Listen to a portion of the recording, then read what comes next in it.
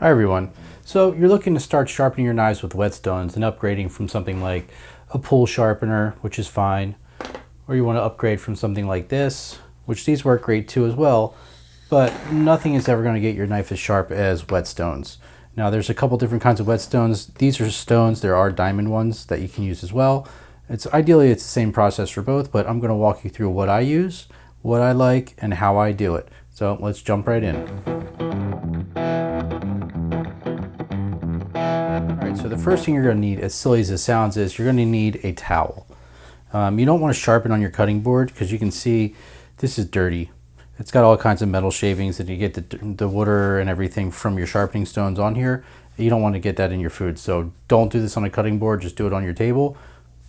The next thing you're going to need are your stones. I have 5 stones that I use, 4 I use all the time, and so let me walk you through those. First one is this green one. This is like a 220 grit stone. This you're going to use when your knife is dead and dull. Either you need to reshape it because there's not enough curve on it, things like that. So this is your first stone. This one you don't use all the time, but it's definitely good to have. Then you're going to go to something like this. This is an 800 grit stone. This is the King Deluxe 800 grit. I love this thing. It's the thicker one. It's definitely worth spending a little bit more to get the thicker one. One thing, it's going to last a lot longer. 2, it just raises it a little bit higher up off the cutting board. This is all you need. If you're just going to sharpen every once in a while, this will get you where you need to be. Great stone. The next stone you're going to have is a 1200 grit stone. I use this all the time as well. It's just a nice progression from the 800. Gets a nice little edge on there. It gets it a lot sharper and more refined than the 800. And then the next one that I use is a 2000 grit. There's not much difference between the 800 or 1200 or 1200 to 2000, but jumping from 800 to 2000, you're going to notice a big difference just in the amount of work that you have to do to get it as sharp as you want it to be. Instead of going through 800 to 2000, this is going to make it take like 1 or 2 minutes instead of spending like 5 or 6 minutes on this stone. And then the last one that I use is just a finishing stone. This is a 6000 grit. It's a big jump from 2000 to 6000, and this doesn't really do any sharpening at all. It's really just a honing stone. It's not going to make it sharp, but it's going to get that nice finish that you're looking for, get it razor sharp. All right, and the last thing that you can get is a base. Do you need the base? No. You can definitely work right on your towel. They're not going to move around, but this just makes it a little bit more secure and raises it up just enough so that you're not working on the counter. And the last thing you're going to need for your stones is a container. This is just a cheap plastic container that I got at the dollar store or Target or something like that. And I just keep all my stones in here. When I'm not using them, I drain everything out. I dry my stones completely and then I store them in here. Keep my rag with it so I have everything together. About 30 minutes before I sharpen my knives, just fill this up with warm water. Let the stone sit in here and you're all set.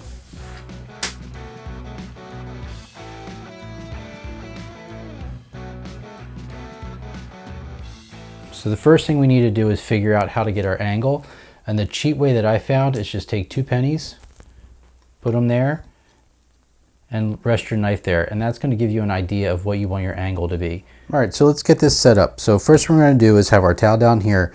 And this is just going to absorb any water instead of getting it on your counter or wherever you're working. It's just going to keep all your moisture right here. So we take our base and we'll start with this one. So this is a 220 grit stone. All you do, slide this down, spin these in, and that's going to lock your stone in place. Now what you want to do is get comfortable. Now I see people, sitting down in their videos and sharpening knives. Don't do that. It's probably not good. I mean, it'll work, but if you stand up, you're just going to have better leverage on everything that you're doing. So what you want to do is just get a little bit of water on your stone. It's not dripping wet, but if you look, there's a little bit of shimmer on there. That's what you want.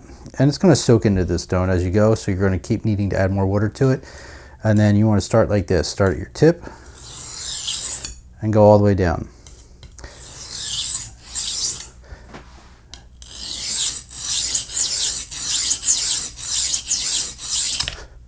You know, careful. And then you want to try to have even pressure on here. Now when I say even pressure, if you're not really sure how much weight to put on there, we're going to use a scale, and I'll cut to that right now. And that'll tell you how much pressure. You want to be between 4 and 6. Okay, now we're going to go up to the 800, same thing, tighten it in. And now one thing I want you to pay attention to is the sound. The first one sounded like you're scratching metal on concrete. That's how coarse it is. Now listen to this. See, it's definitely much quieter.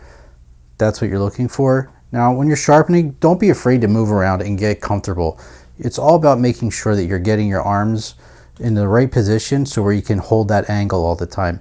If you're sitting down, you're kind of going like this, and it's, you know, your elbows are going to hit or something like that. You want them to be free and clear, so you can just stand here like this. There are people who sharpen straight like this. I've just never been that person, and it's just not very comfortable for me to do this, especially when you have to switch back and forth. I just don't like it. I just think going this way is just really unnatural for me, so I always go this way. Now some people like to sharpen all the way on one side, and they're going to tell you to feel for a burl. You'll be able to, you know, you can listen for it. Your finger is going to catch on there. That's not something I like to do, especially on a whetstone. For the reason I think you just end up over sharpening one side, and you're working all the metal and pushing it all the way over. And then when you go to flip on the other side, you're just trying to work that off. I just don't like it. I think if you're going back and forth, you're constantly taking down metal from both sides. And I think it works a lot better. One thing I like to do is just check the progress of my knives. I'm going. See, we're already sharp, and we only went on that a few times, so we can definitely get it a lot sharper. So now let's go step up to the 1200. Get a little water on there. Same thing, start at the tip. And one thing you want to make sure is that you're not taking anything from your other stone. So always make sure that you're cleaning your knife before you go to your next grit stone. You don't want to have 800 grit on your 2000 and vice versa. So again, start at the tip. You want to get as much on as possible. You can look at the stone too, and it was white when we started. You can see how it's starting to turn a little gray. That's all the metal. Now just think about if you're doing that on your cutting board, that's going to be in your food later, and we don't want that. Let's see, are we any sharper? All right, so now let's go up to our next one, which is a 2000. You can see how quiet it is now too. Let's see how sharp it is. Getting there. So I have one more stone to use.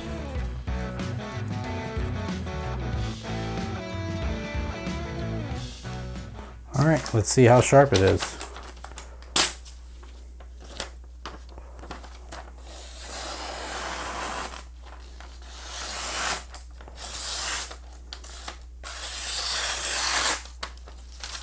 I think it passes the test.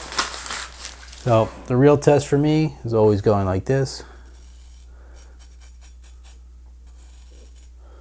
And that's how I know it's sharp, if I can shave with it. All right. Thanks for watching, and don't forget to like, subscribe, and hit the notification bell. See you next time.